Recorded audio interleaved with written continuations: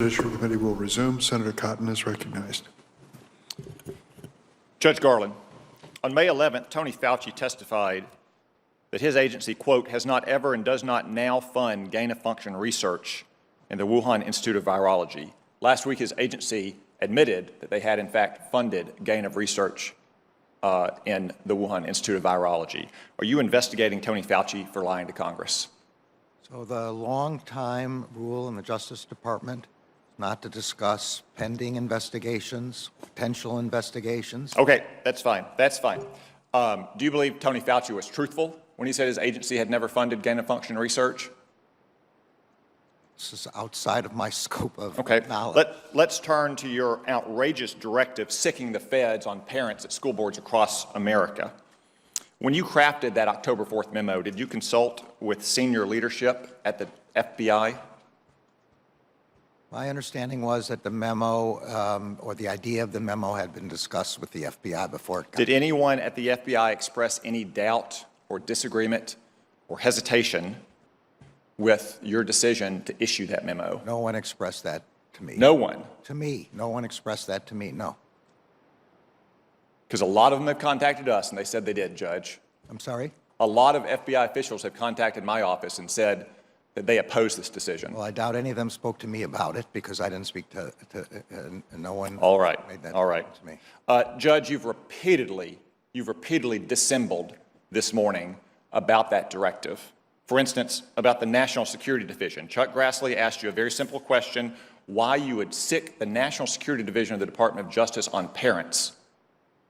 John Cornyn asked you the same thing. You said it wasn't in your October 4th memorandum, it was in another office's memorandum. It was another office's memorandum, Judge. It was in a press release from your office, right here in front of me, October 4th, 2021, for immediate release. You're going to create a task force that includes the National Security Division. What on earth does the National Security Division have to do with parents who are expressing disagreements at school boards? Nothing in this memorandum or any memorandum is about parents expressing disagreements with their school boards. The memorandum makes clear that parents are entitled and protected by the First Amendment to have vigorous debates.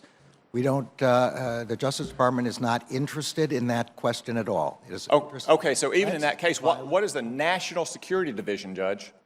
These are the people that are supposed to be chasing jihadists and Chinese spies. What does the National Security Division have to do with parents at school boards? This is not, again, about parents at school boards. This is about threats of violence. Okay, let me turn to that because you've said that phrase repeatedly throughout the morning. Threats or violence and threats of violence. Violence and threats of violence. Yeah. We've heard it a dozen times this morning. As Senator Lee pointed out, the very first line in your October 4th memorandum refers to harassment and intimidation. Why do you continue to dissemble in front of this committee that you are only talking about violence and threats of violence when your memo says harassment and intimidation? Senator, I said in my testimony that it involved other kinds of criminal conduct, and I explained to Senator Lee that the statutory definitions of those terms and the constitutional definitions of those terms involve threats of violence. Okay, let's look at one of those statutes you cited, Section 223. That statute covers the use of not just telephones but telecommunications devices to annoy someone.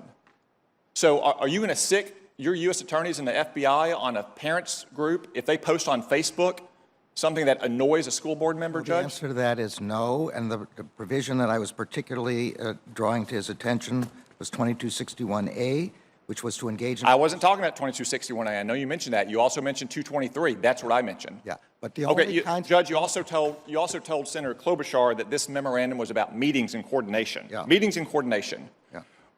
Well, I have in my hand right here that I'll submit to the record a letter from one of your U.S. attorneys to all of the county attorneys, to the Attorney General, to all sheriffs, to the School Board Association of his state, in which he talks about federal investigation and prosecution. It's not about meetings, it's not about coordination, it's about federal investigation and prosecution. Did you direct your U.S. attorneys to issue such a letter? I did not. I have not seen that letter. It's got 3 pages. It's got 3 pages of spreadsheet about all the federal crimes that a parent could be charged with, to include the ones you cited.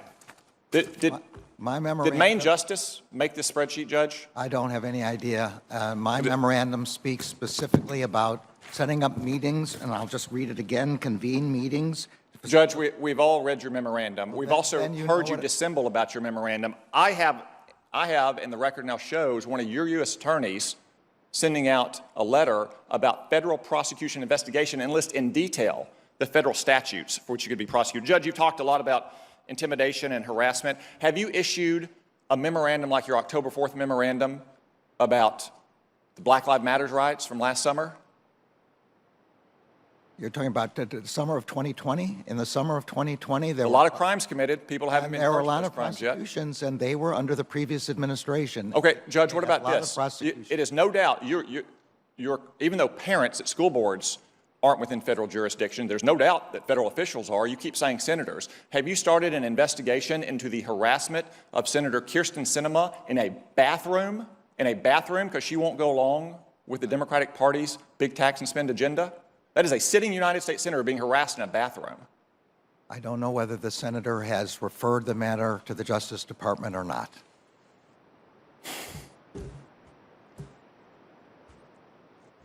You've cited as the basis for that directive the National School Board Association's letter of September 29th. Was that directive being prepared before September 29th, before the School Board Association letter was issued? I don't believe so. Certainly, I didn't have any idea. So it was only prepared okay, I think that answers the question. I already answered that So question you before. keep citing the school board letter and news reports. Right. One of the news reports cited in that letter, which you presumably mean, is from Loudoun County, Virginia. No, that's Scott, not. That is not what I was talking about. Well, you keep citing news reports, and that's the most prominent news report that anyone in America has seen. That refers to Scott Smith, whose 15-year-old daughter was raped. She was raped in a bathroom by a boy wearing girls' clothes, and the Loudoun County School Board covered it up because it would have interfered with their transgendered policy during Pride Month. And that man, Scott Smith, because he went to a school board and tried to defend his daughter's rights, was condemned internationally. Do you apologize to Scott Smith and his 15-year-old daughter, Judge? Senator, anyone whose child was raped is the most horrific crime I can imagine, and is certainly entitled and protected by the First Amendment to protest to their school board about this. But he was cited by the School Board Association That's fine, as a but that's domestic not- terrorist, which we now know that letter and those reports were the basis for your. No, this no, is Senator, this is that's wrong. shameful, Judge. This That's- is shameful.